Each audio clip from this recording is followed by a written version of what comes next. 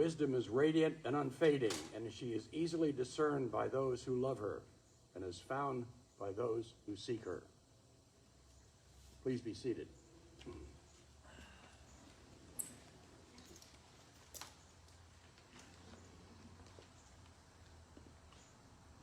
I'll keep my eye on the corners to be sure that you can all hear me, and if you can't, raise your hand, please. We are all acquainted with Murphy's Law. Anything that can go wrong will go wrong. No wonder why the Scouts' motto is, "Be prepared," and why the Coast Guard's ensign bears the words, "Semper Paratus," always prepared. Facing the hard reality of Murphy's Law is built into the code of the United States Marines. Improvise, adapt, and overcome. Because no plan of action ever survives first contact with the real world. Remember your very first attempt to prepare hollandaise from a recipe? Oh, yes. This morning we witnessed the value of wisdom. That is, how to emulate the Coast Guard and be always prepared. Jesus relates the story of 10 young women who go to meet the bridegroom. Jesus offers this parable as an example of how to prepare to enter the kingdom of heaven. The maidens set off joyfully to light their way with torches, accompanying the bridegroom to the great wedding feast. 5 of the maidens are prepared to deal with Murphy's Law. They carry spare oil just in case. The wind might come up and blow out their torches. The journey to the feast may take longer than they'd expected. Perhaps the wedding feast will last until dawn. Who knows? Their oil-soaked torch burns only 15 minutes. Then their torch must be retrimmed and oil replenished. Sure enough, the bridegroom is delayed. We're not told why. Life just happens. Robert Capon, in his commentary on this parable, describes life just happening as the foolishness of God. St. Paul, in his letter to the Corinthians, reminds us that God's foolishness is wiser than human wisdom. God invites us to enter the kingdom through the wisdom of faith, not through the wisdom of the world. The wise young women represent the wisdom of faith, the wisdom of trusting in the foolishness of God in Christ crucified. They are prepared for life just happens. It seems unfair to describe as foolish those 5 young women who travel light. They're invited to a late afternoon wedding feast that should end by early evening. They arrive in their gay party dresses, their Hermes handbags, their Jimmy Choo pumps. They are models of the wisdom of the world. They look great. Why burden themselves with flasks of extra oil? What could go wrong? Well, of course, Murphy's Law prevails. What could go wrong does go wrong. The bridegroom is delayed. He arrives very late, at midnight. 5 of the young women rise quickly, light their torches, and prepare to guide the bridal party to the glorious festival. The other 5, the foolish ones, realize they've come up short. They appeal to the wise ones to share their oil, but they're turned away as the 5 who have come prepared simply don't carry enough oil to support the torches of all 10. Instead, the unprepared ones make tracks to find oil at an open all-night Walmart. Upon their return, they discover the door to the wedding banquet is bolted shut. They call out, "Lord, Lord, open to us."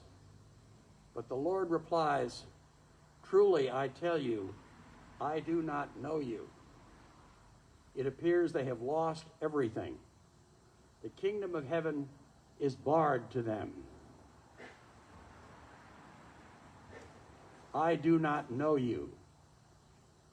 These recall the saddest words in Shakespeare as the aging Falstaff presumes to retain his former relationship with the boy Prince Hal, who has now come into his estate as Henry V.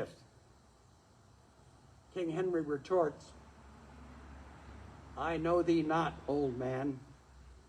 Fall to thy prayers. How ill white hairs become a fool and jester. Presume not that I am the thing I was, for God doth know, so shall the world perceive, that I have turned away from my former self. And as we hear you do reform yourselves, we will, according to your strengths and qualities, give you advancement. Be it your charge, my Lord, to see performed the tenor of our word. In Henry's charge for Falstaff to reform his ways, we hear the message that God does not abandon us. The bridegroom's final words to those turned away at the locked door are actually words of instruction. Keep awake. Therefore, for you know neither the day nor the hour. Keep awake. Be prepared. A portion of faith borrowed from another at the last minute is not sufficient to unlock the gate to the kingdom of heaven. Live a life of faith. In his closing words, the bridegroom challenges and offers a message of hope. This morning, Paul also delivers a message of hope. The Thessalonians fear for those who have died before the expected return of Christ. Having departed the faith community in death, they may be denied entry into the kingdom. Paul reminds them that death does not separate us from the love of God, nor does death separate them from your faith community. Those who have died remain amongst you. Fear not. They will be the first to rise and accompany you to the kingdom of heaven. Put aside your fears, he says. I encourage you to continue your life of faith. This will prepare you for that time when the day of the Lord arrives like a thief in the night. Then you and those who have died before you, shall be caught up in the clouds and drawn into the kingdom of heaven.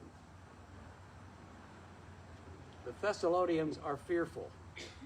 They fear for those who have been members of their community. Will the faith of those who have died be recognized at the end of time?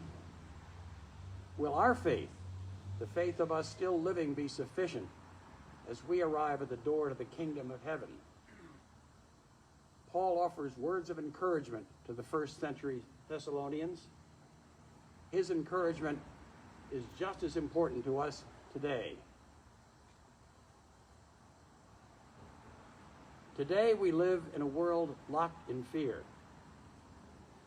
Fear for our safety, fear for our values, fears for social justice, fears for our health and economic well-being, turbocharged by the pandemic. Fear is so pervasive in our national life, so divisive that those who hold opposing points of view define the other not as opponents, but as evil. The national election we have just experienced is seen as the end of times for those on the other side of the outcome. The depth of this division is captured in a recent piece in the Washington Post, which I now quote in part. A minister who believes the United States is God's chosen nation decides that a Joe Biden presidential victory would mean doom, a crushing of the nation's essence. A filmmaker whose work has celebrated the raucous mess of U.S. politics concludes that the re-election of President Trump would be the end of democracy. If you're a believer in a climate change, re-electing Trump is literally the end of the world. If taxes are your issue, you think a Biden victory will bankrupt you. If your top concern is health care, you think a Biden loss will kill you. Our trust in our institutions has collapsed. Fear has become corrosive to our national life. Fear blinds us to the divine nature in each of God's people. Fear blinds us to Jesus' call to love one another. Where do we turn? How shall we find the way to the gate that leads to the kingdom? Our presiding Bishop Michael Curry in his recent book shows us, love is the way. In these words, Bishop Michael reminds us to follow the way of Jesus, to love the Lord God with all our heart, our soul, and mind, and to love our neighbors as ourselves. That's why we're here, Bishop Curry says. Love the neighbor you like, and love the neighbor you don't like. Love the neighbor you agree with, and love the neighbor you disagree with. Love your Democrat neighbor. Love your Republican neighbor. Love your independent neighbor. Love your black neighbor, your white neighbor. Love your Asian neighbor, your Latino neighbor, and your indigenous neighbor. Love your South American neighbor. Love your LGBTQ neighbor. Love your Jewish neighbor. Love your Muslim neighbor. Love, love, love, love your neighbor as yourself. On these two hang all the law and the prophets. It's not a choice. The bishop reminds us, in the words of Martin Luther King Jr., we must learn to live together as brothers or perish together as fools. It is through a life of loving our neighbor as ourselves that we receive the wisdom, the key that will open the door to the bridegroom at the great wedding feast. Amen.